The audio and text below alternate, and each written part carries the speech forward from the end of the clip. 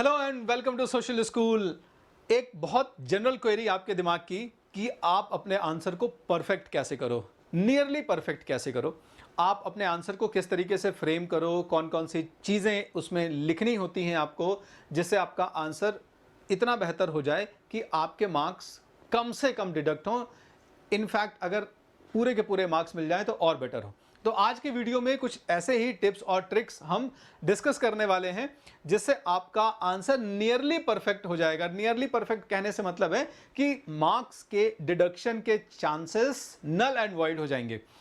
तो देखो, इसमें मैं आपको आंसर राइटिंग जनरली कैसे आपको प्रैक्टिस करनी है वो, और आप जब पेपर में बैठे हो, जब आप अपना पेपर लिख रहे हो, क्वेश्चन पेपर, उस दौरान क्या बेसिक चीजें आपको ध्यान में रखनी चाहिए, ये दो चीजें डिस्कस करने वाला हूं मोटे मोटे तौर पर। तो सबसे पहले हम एक जनरलाइज वे में कि एक आंसर को अगर आपको परफेक्टली लिखना है तो बहुत बेसिक चीजें जब मैं डिस्कस करूंगा तो आपके दिमाग में आ जाएगा, अच्छा ऐसा है क्या। तो बहुत बहुत बेसिक चीज है। जैसे सबसे पहला इंग्रेडिएंट जो है वो क्या है, कमांड ओवर टॉपिक। देखो, अगर आप कहानी के तौर पे पूरी तरीके से क्लियर हैं, आप जिस भी पर्टिकुलर चैप्टर का वो क्वेश्चन आया है उससे रिलेटेड जब आप आंसर लिखने जा रहे हो, अगर कहानी ही क्लियर नहीं है 100%, अगर कॉन्सेप्ट ही क्लियर नहीं है 100%, तो मिक्सअप होने लग जाएंगी चीज़ें और आप अपने आप को 100% क्लियर नहीं एक्सप्रेस कर पाओगे, क्लियरली एक्सप्रेस नहीं कर पाओगे।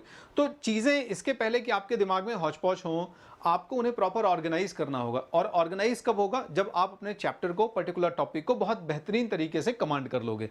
तो सबसे बेसिक चीज़ है कि आपको उस पर्टिकुलर टॉपिक के ऊपर क्या होना चाहिए, कमांड होना चाहिए। ध्यान रखो, ठीक है। तो कमांड में और करना कुछ नहीं है, आपके पास ढेर सारे ऑप्शंस अवेलेबल हैं जिनके थ्रू आपके पास टीचर्स अवेलेबल हैं और आपने उन टीचर से पढ़ लिया है। सबसे खास बात, उनसे डाउट भी आपने पूछ लिया है। फिर भी अगर कुछ कसर रह गई है तो आप उसको भी पूरा कर लो, लेकिन उस पर्टिकुलर टॉपिक को 100% क्लियर करो। ये जो आप बात करते हो ना कि टॉपर की आंसर राइटिंग, तो कुछ नहीं है, उसका कॉन्सेप्ट क्लियर है 100%। उसने उस टॉपिक को बहुत बेहतर तरीके से इम्बाइब कर लिया है, बहुत अच्छे से समझ लिया है। और आपने अगर उस टॉपिक को नहीं समझा है तो फिर गलती आपकी है ना। आप फिर कंपैरिजन नहीं करना चाहिए, क्योंकि कंपैरिजन हमेशा बराबरी में होता है ना। अगर आपने भी 100% उसको समझा होता और फिर लिखा होता, फिर अगर कम मार्क्स आते तो फिर बात अलग होती, फिर हम दूसरे एस्पेक्ट्स पे बात करते। लेकिन पहले एस्पेक्ट पे अगर हम बात करें कि अगर टॉपिक क्लियर नहीं है तो फिर मुश्किल हो जाएगी। तो आपका टॉपिक 100% क्लियर होना चाहिए, कॉन्सेप्ट आपका 100% क्लियर होना चाहिए कि जब आप लिखने बैठे हैं तो गैप नहीं क्रिएट हो आपके थॉट्स के बीच में। आप कोई भी छोटी मोटी इंफॉर्मेशन, फैक्ट्स माइट भी भूल जाए तो बात अलग है, उसको आप आसानी से एडजस्ट कर सकते हो, इतनी चीज़ मायने नहीं रखती। वैसे अगर वो भी ना भूले तो बेटर होगा, क्योंकि हम अपने आंसर को नियरली परफेक्शन की तरफ लेके जा रहे हैं। तो अगर वो कोई कॉन्सेप्ट है, उसमें डेट्स हैं, पर्सन्स हैं, इवेंट्स हैं, उसमें फैक्ट्स हैं, ईयर्स हैं, जो कुछ भी है वो आपको लिखना पड़ेगा। और अगर आपके जहन में है, दिमाग में है, तो ऑब्वियसली आप लिखेंगे। तो सबसे पहली चीज़ होती है कि you need to have a good command over that particular topic. बहुत जनरलाइज चीज़ है, लेकिन हम में से बहुत सारे लोग इस जनरलाइज चीज़ को ध्यान नहीं रखते हैं। आप आंसर लिखना शुरू कर देंगे, इंश्योर करिए, अपने आप से पूछिए कि क्या मैं जो लिखने जा रहा हूं वो मेरे दिमाग में 100% ऑर्गेनाइज्ड है। अगर है तो फिर आगे बढ़िए, प्रैक्टिस करिए।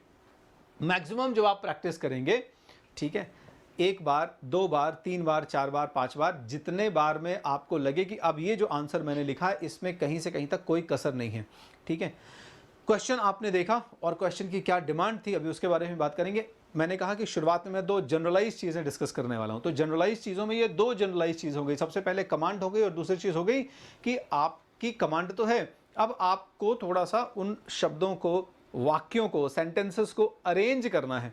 तो वो एक बार में नहीं होता, कई बार आपको उसको थोड़ा थोड़ा लिखना पड़ेगा। तो आपने एक बार, दो बार, तीन बार जब लिखा तो ऑटोमेटिकली आप देखेंगे कि आपके थॉट्स का जो फ्लो है वो बहुत बढ़िया जा रहा है। और अब आप अपने थॉट्स को कॉपी पे, अपनी नोटबुक पे बहुत बेहतर तरीके से एक्सप्रेस कर पा रहे हैं।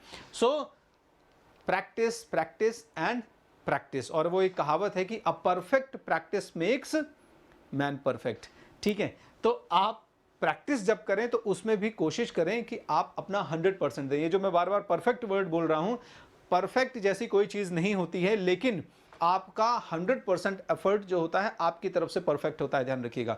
यानी जब मैंने अपना 100% दे दिया, इसका मतलब कि वो परफेक्ट हो गया, मेरे लिए वो परफेक्ट है, कोई दिक्कत नहीं, क्योंकि मेरी जो कैपेबिलिटी थी उस लेवल पर मैंने 100% दे दिया है। और उसके बाद कभी भी आपको अपने ऊपर डाउट नहीं करना चाहिए। क्यों? क्योंकि आपने अपनी एबिलिटी दे दी, और एबिलिटीज़ टाइम के साथ में इन्हांस होती हैं, एक दिन में कभी इन्हांस नहीं होती, ध्यान रखना। तो हो सकता है कि आप नियरली परफेक्शन वाली कैटेगरी पे भी पहुंच जाओगे। ऑलराइट, तो ये दो चीज़ें हो गई, कमांड और प्रैक्टिस। अब हम आगे बढ़ते हैं। एक नॉर्मल टिप कि जब आप क्वेश्चन पेपर आपके पास हो और आप आंसर लिखने जा रहे हो, तो आपको कौन सी चीज़ें अवॉइड करनी चाहिए और कौन सी चीज़ें ध्यान रखनी चाहिए। एक जनरल चीज़ तो हमने डिस्कस कर ली कि हमको कमांड होनी चाहिए हमारे पर्टिकुलर टॉपिक के ऊपर, और उसके बाद प्रैक्टिस। लेकिन उस प्रैक्टिस के दौरान आपने तो अच्छा किया, लेकिन कई बार क्या होता है, जब हम एग्ज़ाम हॉल पे पहुंचते हैं तो फिर हम कुछ ना कुछ गलतियां करके आ जाते हैं, और वो गलतियां हमारे आंसर को इम्पैक्ट कर देती हैं, क्वालिटी को इम्पैक्ट कर देती हैं, और हमारे नंबर्स को फिर अल्टीमेटली इम्पैक्ट कर देती हैं। तो देखो, जब आप एग्ज़ाम हॉल पे बैठे हो, ठीक है, तो सबसे पहले एग्ज़ाम हॉल हो या कहीं पर भी आप नॉर्मली प्रैक्टिस करने में बैठे हो, तो इनिशियली आप अपने दिमाग में डाउट्स क्रिएट ना करो। पैनिक होने का मतलब है कि डाउट्स क्रिएट ना करो, डोंट डाउट, ठीक है। आपका जो सेल्फ डाउट होता है ना, ये आपकी एबिलिटीज़ को, आपकी पॉसिबिलिटीज़ को ऑटोमेटिकली कम कर देता है। आप हो सकता है बहुत बेहतर करने जा रहे थे, लेकिन जैसे ही आप क्वेश्चन करने लग जाते हो अपनी कैपेबिलिटी और एबिलिटी को, थोड़ा सा भरोसा रखो कि आपने बढ़िया प्रैक्टिस की है, आपका कमांड है प्रॉपर टॉपिक के ऊपर, आप बढ़िया से लिखोगे, ठीक है। क्योंकि प्रैक्टिस के दौरान आपने परफेक्ट प्रैक्टिस की। अच्छा, प्रैक्टिस में जो चीज़ें मैं बताने वाला था वो यहाँ पे भी आने वाली थी, इसलिए मैंने वहाँ पे उसको अभी थोड़ी देर पहले नहीं बताया, यहाँ पे वो सब कुछ कवर हो जाएगा। तो डाउट, आपको सबसे पहले तो इस एलिमेंट को, डाउट के एलिमेंट को ख़त्म कर देना। आपके दिमाग में डाउट का एलिमेंट होना ही नहीं चाहिए। आराम से एकदम बैठिए कि मैंने पढ़ा है और जो पढ़ा है उसके बाहर पेपर नहीं जाने वाला है। मान के चलिए, ये मान के क्या चलिए, आपको पता होना चाहिए कि आपने जहाँ से पढ़ा है वहाँ से ही पेपर आने वाला है, सिलेबस के बाहर पेपर नहीं जाने वाला है, और आपने सिलेबस कवर किया हुआ है। तो पूछो फिर जहाँ से पूछना है आपको, आप टेक्स्ट बुक से ही पूछोगे ना, टेक्स्ट बुक मैंने पढ़ी हुई है बहुत अच्छे से। तो सबसे पहले तो ये एलिमेंट ख़त्म कर देना है कि रिलैक्स, मैंने वो पूरा एरिया कवर कर लिया जिस एरिया से ये वॉर लड़ी जाने वाली है, वो एरिया पूरा मेरे लिए फैमिलियर है, ठीक है। दूसरी चीज़ है, फिर आपको इनिशियली अपने आप को ऑर्गेनाइज करने के लिए मौका दिया जाता है कि आप क्वेश्चन पेपर को, अपने बैटल फील्ड को भी देख लो अच्छे से कि किस किस तरीके से क्या क्या जमावट रखी गई है, क्या अरेंजमेंट रखे गए हैं वहाँ पे। यानी आप शुरुआती जो 15 मिनट हैं उनको देखोगे, क्वेश्चन पेपर, आपने क्वेश्चंस को देख लिया, आपने पढ़ा है, और अब क्या करेंगे, आप लिस्ट आउट कर लेंगे क्वेश्चंस को कि अच्छा, अरे वाह, इस क्वेश्चन के ऊपर तो मेरी परफेक्ट कमांड है, ठीक है। तो एक पर्टिकुलर कोई क्वेश्चन होगा जिसके ऊपर आपकी कमांड परफेक्ट होगी, दूसरा फिर कोई ऐसा पर्टिकुलर क्वेश्चन होगा जिसके ऊपर 100% परफेक्ट नहीं होगी लेकिन फिर भी बन रहा होगा। तो मतलब कुल मिला के कुछ कुछ ऐसे क्वेश्चंस होंगे जिन क्वेश्चंस में आप 100% परफेक्ट होंगे, कुछ कुछ क्वेश्चंस ऐसे होंगे जिसमें 100% भले नहीं होंगे लेकिन 90% होंगे, कुछ में 80% होंगे। तो उस हिसाब से उनको कैटेगराइज कर लीजिए, ठीक है। तो आपने जब लिस्ट आउट कर लिया तो इसके बाद अब लिखने की बारी आती है। लिखने की जब हम बात करते हैं, मैंने कहा कि प्रैक्टिस के दौरान आपको जो जो चीज़ें ध्यान रखनी है वो मैं यहाँ पे ही डिस्कस कर दूंगा। देखो, आंसर हमेशा क्या होता है कि आपको जो पता है और आपको जो लिखना है, इसमें सामंजस्य बनाना बहुत ज़्यादा ज़रूरी होता है। मान लीजिए कोई पर्टिकुलर क्वेश्चन है हिस्ट्री का, ठीक है, या पॉलिटिकल साइंस का या ज्योग्राफी का, जिसमें किसी पर्टिकुलर कॉन्सेप्ट की बात की जा रही है, ठीक है। मान लेते हैं कि 1857 के रिवॉल्ट की बात की जा रही है। सोशल, पॉलिटिकल, इकोनॉमिक कॉजेज लिखने हैं आपको, सोशल, पॉलिटिकल और इकोनॉमिक कॉजेज बस लिखने हैं, ठीक है। मान लीजिए 3 कॉजेज के बारे में बात हो रही है यहाँ पे। अब आपको 1857 का रिवॉल्ट बहुत अच्छे से ध्यान है, क्लियर है। यही बात मान लीजिए ज्योग्राफी में आ रही है कि आपको फिजिकल ज्योग्राफी ऑफ इंडिया लिखना है, ठीक है। या फिर किसी भी पर्टिकुलर सब्जेक्ट में कोई भी ऐसा क्वेश्चन पूछा गया है जिसमें आपने लैंग्वेज तो पढ़ ली, लैंग्वेज पढ़ने के बाद अब उसकी 2 तरीके से चीज़ें हो सकती, उसकी आधी अधूरी हो गई आपकी जानकारी, मतलब 100% कमांड नहीं है, या फिर कमांड तो 100% है, आपने पढ़ा हुआ है, लेकिन अब क्या है, जब आप लिखने बैठते हैं तो आपको अरेंज करना होगा प्रेफरेंसेस। हमारी फ्रेमिंग शुरू कहाँ से होगी, हम उसको फ्रेम इनिशियली करें कैसे, उसका इंट्रोडक्टरी पार्ट हम कैसे शुरू करें, ठीक है। तो इंट्रोडक्टरी पार्ट आपको, ठीक है, एक शुरुआत की 3 लाइनें। अच्छा, यहाँ पर ये बहुत इंपॉर्टेंट है कि हम जो क्वेश्चंस लिखते हैं इसमें हम मार्क्स कितने अलॉट किए गए हैं किस पर्टिकुलर क्वेश्चन को, इसको ध्यान रखें। अब यहाँ पर सोशल, पॉलिटिकल, इकोनॉमिक कॉज अगर 2 नंबर का या 3 नंबर का आया है तो आप एक एक, दो दो, तीन तीन कॉजेज इस तरीके से लिख सकते हैं। एक सोशल कॉज, एक पॉलिटिकल कॉज, एक इकोनॉमिक कॉज, पूरा हो गया। 3 का मतलब है कि 3 लाइन से ज़्यादा नहीं लिखना है। एक क्वेश्चन है या 1 नंबर की वैल्यू रखता है, इसका मतलब है कि आपको 1 लाइन से ज़्यादा नहीं लिखना है। अमूमन ये मान लिया जाता है कि आप 1 लाइन में लगभग 10 वर्ड के आसपास लिख लेते हैं और ये सफिशिएंट है। क्लियर है? ऐसे ही अगर बड़ा क्वेश्चन है आपका, ठीक है, 8 नंबर के आसपास आ रहा है, 4 नंबर के आसपास, जितने भी पर्टिकुलर क्वेश्चन की वैल्यू है उस क्वेश्चन की वैल्यू को आप वर्ड्स के साथ ध्यान रखें। तो आप इंट्रोडक्टरी पार्ट को फ्रेम करें उस हिसाब से। अब मान लीजिए मैं 8 नंबर के क्वेश्चन की बात कर रहा हूँ, ठीक है, जो बड़ा क्वेश्चन है, तो आपने इनिशियली 2-3 लाइनें जो है वो आपने फ्रेम कर ली इंट्रोडक्शन की। इसके बाद इंट्रोडक्शन के बाद आती है उसकी मेन बॉडी, जिसमें आप जैसे 2 लाइनों में आपने डिफाइन कर दिया कि रिवॉल्ट ऑफ 1857 जो है वो क्या इंपॉर्टेंस रखता है। इसके बाद सोशल, पॉलिटिकल और इकोनॉमिक कॉजेज। तो आप आगे की, मान लीजिए 2 लाइनें आपने लिख ली, तो आप आगे की 5 लाइनें जो हैं, इन 5 लाइनों में सोशल, पॉलिटिकल और इकोनॉमिक कॉजेज को डिफाइन कर दोगे या उन कॉजेज को पर्टिकुलरली मेंशन कर दोगे। और आखिरी 1 लाइन, क्योंकि आपका लगभग 8 लाइन या 9 लाइन मैक्स टू मैक्स, इसके ऊपर आपका आंसर नहीं जाना चाहिए, अननेसरी आपका टाइम वेस्ट है। आप एक ही आंसर में अपना टाइम लगा दोगे, दूसरे आंसर को लिखने के लिए फिर आपका समय कम पड़ जाएगा। तो इस तरीके से जुडिशियसली आपको टाइम इस्तेमाल करना होगा। तो आप इंट्रोडक्शन के बाद मेन बॉडी और मेन बॉडी के बाद लास्ट में आपका कॉन्क्लूजन आ जाएगा कि these were the social, political and economic causes of the revolt of 1857 and they impacted the revolt in this particular manner। इस तरीके से आपने उसको फ्रेम कर दिया। ऑलराइट, तो टू द पॉइंट आंसर बहुत इंपॉर्टेंट होता है। अगर आपका आंसर टू द पॉइंट नहीं है तो पढ़ने वाला कभी भी अट्रैक्ट नहीं होता है। ठीक है, जब आप आंसर लिख रहे होते हैं तो अगर आपकी वैलिड इंफॉर्मेशंस आंसर में है, एक होता है कि आप चारों तरफ की बातें कर लो और कोर जो है, क्रक्स जो है वो छोड़ दो, रिलेटेड बातें कर दो। जैसे सोशल जैसे होता है ना कि अगर मैंने कहा कमांड नहीं है तो बहुत सारे बच्चे फिर क्या करेंगे, सोशल लिख रहे हैं, पॉलिटिकल लिख रहे हैं, इकोनॉमिक लिख रहे हैं, लेकिन सोशल, पॉलिटिकल, इकोनॉमिक में एग्जैक्टली हुआ क्या था वो चीज़ें मेंशन कर देंगे। ठीक है, नहीं करेंगे मेंशन, वो चीज़ें छोड़ देंगे। मतलब तो टू द पॉइंट नहीं हुआ, कहानी हो गई दुनिया भर की, लेकिन जो पूछ रहा था क्वेश्चन वो आपने लिखा नहीं। टू द पॉइंट लिखेंगे, तुरंत आप जो एग्जामिनर है, जो क्वेश्चन पेपर आपका चेक कर रहा है, ठीक है, आंसर शीट आपकी चेक कर रहा है, उसका आप जो अटेंशन है ना वो कैच कर लेंगे। और अटेंशन कैच कर लेंगे मतलब वो आप समझ जाएगा आपकी बात को और आपको पूरे मार्क्स दे देगा। क्लियर? इस तरीके से टाइम को डिवाइड करिए कि आपका कोई भी क्वेश्चन छूटे नहीं। आपको पूरे के पूरे क्वेश्चंस जो है उनको अटेम्प्ट करना है, ध्यान रखिए। चलिए आगे बढ़ते हैं कि मैंने शुरू में कहा था कि हम नियरली परफेक्ट आंसर कैसे लिखें। ठीक है, तो जब मैं परफेक्ट की बात करता हूं, मैंने शुरू में ही कह दिया एक तरीके से कि परफेक्शन है क्या।